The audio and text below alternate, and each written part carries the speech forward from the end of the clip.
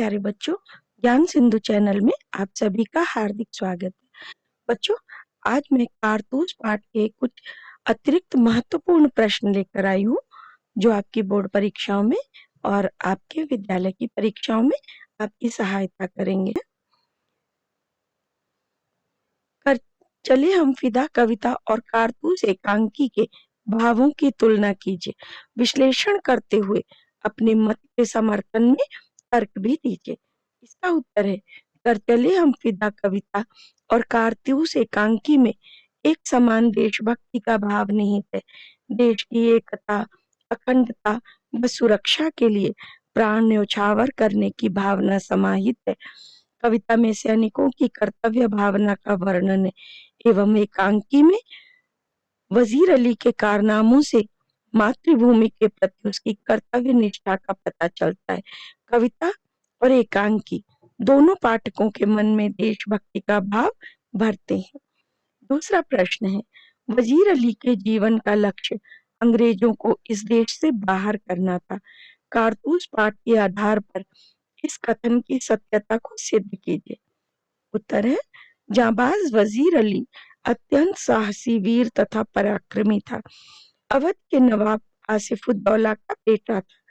वह जब स्वयं अवध के तख्त पर बैठा तो केवल 5 महीने के शासन काल में ही उसने अवध के दरबार को अंग्रेजी प्रभाव से पूर्णतया मुक्त कर दिया था।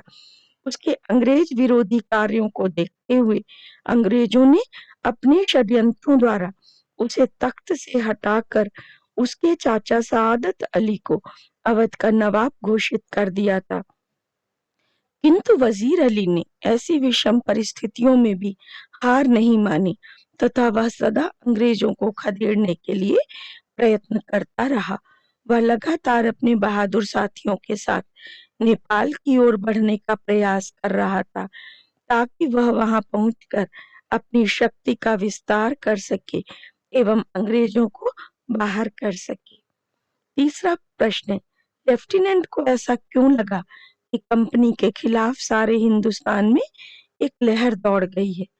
इसका उत्तर है, पूरे भारत में राजा और नवाब कंपनी के विरोध में एकजुट हो रहे थे। टीपू सुल्तान, वजीर अली तथा बंगाल के नवाब शमसुद्दौला ने अफगानिस्तान के बादशाह शाही जमा को हिंदुस्तान पर हमला करने के लिए आमंत्रित किया था। यह सब जानकर लेफ्टिनेंट को लगा कि पूरे हिंदुस्तान में कंपनी के खिलाफ एक लहर दौड़ गई है। चौथा प्रश्न है, सवार ने कर्नल से कारतूस कैसे हासिल किए? सवार के जाने के बाद कर्नल हक्का बक्का क्यों रह गया? उत्तर है, सवार स्वयं वजीर अली था। वह निडर होकर कर्नल के खेमे में आया और उससे अकेले में बात की। कर्नल को लगा कि यह वजीर अली को पकड़वाने में हमारी मदद करेगा। सवार ने कर्नल से वजीर अली को गिरफ्तार करने के लिए कारतूस मांगे। कर्नल को उस पर विश्वास हो गया, इसलिए उसने सवार को 10 कारतूस दे दिए। सवार के जाने के बाद कर्नल हक्का बक्का इसलिए रह गया क्योंकि उससे का 10 कारतूस मांग कर ले जाने वाला सवार कोई और नहीं बल्कि खुद वजीर अली था, जिसे पकड़ने के लिए वे सालों से जंगल में डेरा डाले हुए थे। वह जिस निडरता से उसके खेमे में आया, चालाकी से कर्नल से कारतूस हासिल किए और फिर अपना नाम बताकर उसी प्रकार चला भी गया। कर्नल उसका कुछ भी न बिगाड़ सका। वजीर अली के इस साहस को देखकर कर्नल हक्का बक्का रह गया। पांचवा प्रश्न है, सादत अली अंग्रेजों का हिमायती क्यों था? कारतूस पाठ के आधार पर स्पष्ट कीजिए। उत्तर है, सादत अली एक विलासी व्यक्ति था। उसका यह शौक अवध का नवाब बनकर ही पूरा हो सकता था। उसे लगता था कि अंग्रेज उसे अवध का नवाब बना देंगे, इसलिए वह उनका हिमायती था। अंग्रेजों ने उसकी यह इच्छा पूरी भी की। इसके बदले में सादत अली ने अपनी आधी जायदाद और 10 लाख रुपए अंग्रेजों को दे दिए। छठा प्रश्न है, कारतूस एकांकी के आधार पर स्पष्ट कीजिए कि सादत अली जैसे लोगों ने सदैव देश का अहित ही किया है। उत्तर है, सादत अली एक भोग विलास में डूबा रहने वाला व्यक्ति था। उसने अपने ऐशो आराम के लिए अपने भाई आसिफुद्दौला और भतीजे वजीर अली के साथ विश्वासघात किया और विदेशी अंग्रेजों का साथ दिया। अपने स्वार्थ के लिए उसने अंग्रेजों को अपनी आधी जायदाद और 10 लाख रुपए भी दिए। ऐसे स्वार्थी लोग तो देश को बेच खाते हैं। वह न अपनी कौम के होते हैं और न देश के।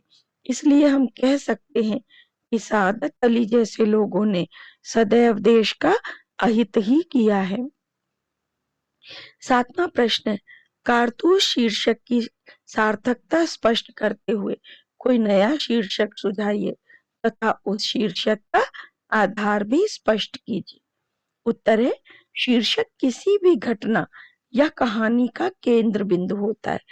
उसके द्वारा लेखक अपना उद्देश्य पूर्ण करता है।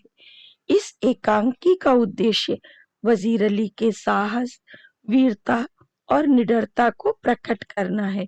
कारतूस प्राप्त करना इस एकांकी की मुख्य घटना है। वजीर अली अपने शत्रुओं के खेमे में अकेला पहुंच जाता है। वह अपनी बुद्धिमानी और वाकपटुता से कर्नल कॉलिंज को मूर्ख बनाकर 10 कारतूस हासिल करता है और चला जाता है। इस घटना से उसकी निर्भयता, साहस और जांबाजी प्रकट होती है। अतः इस एकांकी का शीर्षक कारतूस बिल्कुल सही है। इसका अन्य शीर्षक जांबाज सिपाही या वजीर अली भी हो सकता है, क्योंकि सारा नाटक वजीर अली के इर्द गिर्द ही घूमता है। प्रारंभ से अंत तक इसमें उसकी जांबाजी ही दिखाई गई है। 8वां प्रश्न है, मुट्ठी भर आदमी और ये दमखम, इस कथन का क्या तात्पर्य है? इससे वजीर अली की अदम्य शक्ति व दृढ़ता का परिचय किस प्रकार मिलता है? उत्तर है, इसका तात्पर्य है कि वजीर अली के पास मुट्ठी भर आदमी थे, अर्थात बहुत कम आदमियों की सहायता या साथ था। फिर भी अपनी शक्ति और दृढ़ता का परिचय देना कमाल की बात थी। सालों से जंगलों में रहने पर भी स्वयं कर्नल व उसकी सेना का एक बड़ा समूह, जो बहुत बड़ी संख्या में युद्ध सामग्री से लैस था, मिलकर भी उसे पकड़ नहीं पाए थे। उसकी अदम्य शक्ति और दृढ़ता को जीत नहीं पाए थे। उस जांबाज सिपाही को पकड़ नहीं पाए थे, क्योंकि वह हर काम इतनी सावधानी से तथा होशियारी से करता था कि उसे व उसके मुट्ठी भर आदमियों ने कर्नल की इतनी बड़ी सेना की नाक में दम कर रखा था। 9वां प्रश्न है, कारतूस पाठ के आधार पर स्पष्ट कीजिए कि जांबाज वजीर अली के जीवन का लक्ष्य अंग्रेजों को इस देश से बाहर करना था।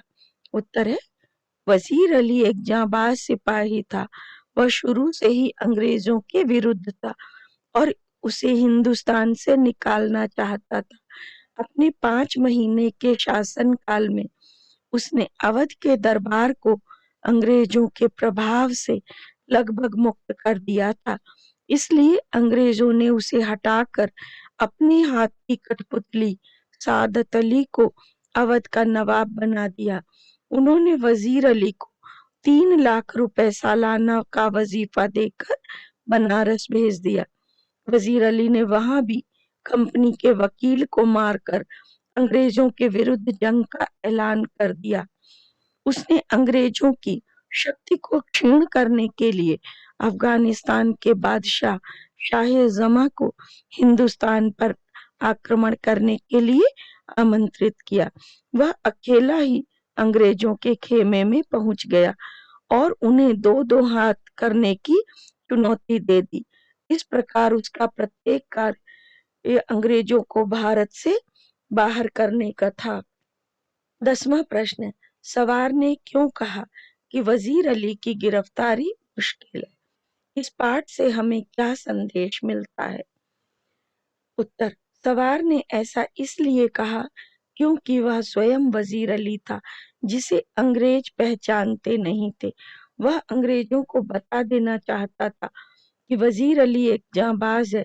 जो तुम्हारे जैसे कायरों की पकड़ में नहीं आ सकता।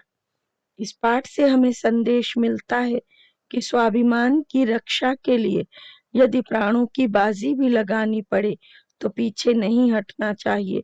स्वाभिमानी व्यक्ति ही निडरता से कार्य कर सकता है। 11वां प्रश्न, लेफ्टिनेंट कर्नल ने ऐसा क्यों कहा कि वजीर अली की आजादी खतरनाक है?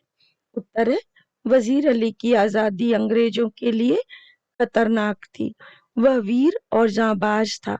लोगों में वह रॉबिन हुड की तरह मशहूर था। उसके साथ थोड़े से सैनिक थे, पर वह उसके लिए प्राण भी न्यौछावर कर सकते थे। अंग्रेजों को खतरा था कि यदि अधिक लोग वजीर अली के साथ हो गए तो उन्हें अवध से जाना पड़ेगा, जो अंग्रेज नहीं चाहते थे। 12वां प्रश्न, कारतूस पाठ के आधार पर वजीर अली का चरित्र चित्रण कीजिए। उत्तर है, वजीर अली एक जांबाज सिपाही था। वह निडर और साहसी था। वह अंग्रेजों को भारत से निकालना चाहता था। वह अपनी योजनाएं स्वयं बनाता था। किसी को पता नहीं होता था कि वह कब क्या करेगा।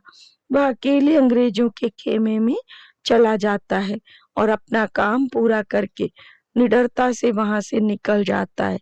उसे पकड़ना आसान नहीं था। बच्चों, अब इसके आगे पाठ्य पुस्तक के प्रश्न आपने तैयार कर लिए होंगे, और अगर अभी तक नहीं किए हैं तो आप यहाँ से मदद लेकर उन्हें तैयार कर सकते हैं।